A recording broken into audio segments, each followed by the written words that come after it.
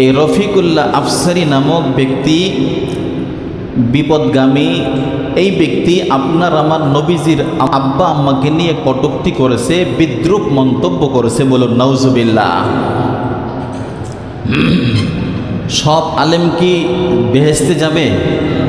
রাসূলকে জিজ্ঞাসা করেছে সাহাবীরা, ইয়া রাসূলুল্লাহ, বেহেশতে কারা আগে যাবে? রাসূল বলেন আলেমেরা। বলেন সুবহানাল্লাহ। সাথে সাথে রাসূলকে আবার জিজ্ঞেস করা হলো, ইয়া রাসূলুল্লাহ, দোজখে আগে কারা যাবে? রাসূলের চেহারা মোবারক লাল হয়ে গেল গোসায়, রাগে। এরপরে বললেন জাহান্নামেও আবার আলেমদের মধ্যে কিছু আলেম প্রথম যাবে। বলুন নাউজুবিল্লাহ। তো আলেম হইলেই কি জান্নাতে যাবে? বিপদগামী পথভ্রষ্ট আলেম আছে না নাই? এই রফিকুল্লাহ আফসারি নামের এই বিপদগামী ব্যক্তি, এই আলেম, সে বলেছে রাসূল পাক সাল্লাল্লাহু আলাইহি ওয়াসাল্লামের সম্মানিত আব্বা আম্মা ওনারা জান্নাতে যাবে না। রফিকুল্লাহ আফসারিকে যদি কিয়ামতের ময়দানে আল্লাহ মাফ কইরা দেয় এবং জান্নাতে যাইতে বলে, এই রফিকুল্লাহ আফসারি কি একা জান্নাতে যাবে? হাদিসে কি আছে? হাদিসে কি আছে? নবীজি বলেছেন একজন হক্কানি আলেম যখন সে মাফ পাবে, যখন সে জান্নাতে যাবে, তখন কোনো আলেম একা জান্নাতে যাবে না।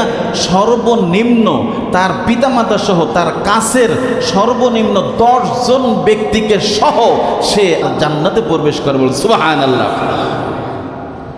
তো যেই মাওলানা নবীজির পিতামাতা জাহান্নামে যাবে এই কথা বলল, ওই মাওলানাকে আল্লাহ মাফ করে জান্নাত দিলে ওই মাওলানাও তো একা বেহেশতে যাবে না, নবীজির কথা অনুযায়ী আরও 10 জনকে সহ যাবে।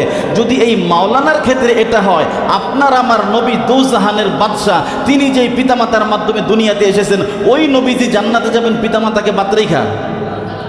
নবীজি জান্নাতে যাবেন তার পিতামাতাকে না নিয়া? এটা হলো আহলে সুন্নাত ওয়াল জামাতের আকীদা। আমাদের সঠিক বিশ্বাস যেটা, সেটা এই বিশ্বাসটাই আমাদের করতে হবে যে নবীজি জান্নাতে যাবেন, নবীজি জান্নাত উদ্বোধন করবেন, নবীজির ডানে বামে ওনার আব্বা আম্মা থাকবেন, ওনাদেরকে নিয়ে নবীজি জান্নাতে প্রবেশ করবেন। বলুন সুবহানাল্লাহ।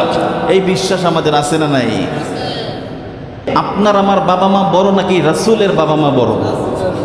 তো আল্লাহ পাক রফিকুল্লাহ আফসারি নামক ওই আলেমকে হেদায়েত নসিব করুন। সকলে বলি আমিন।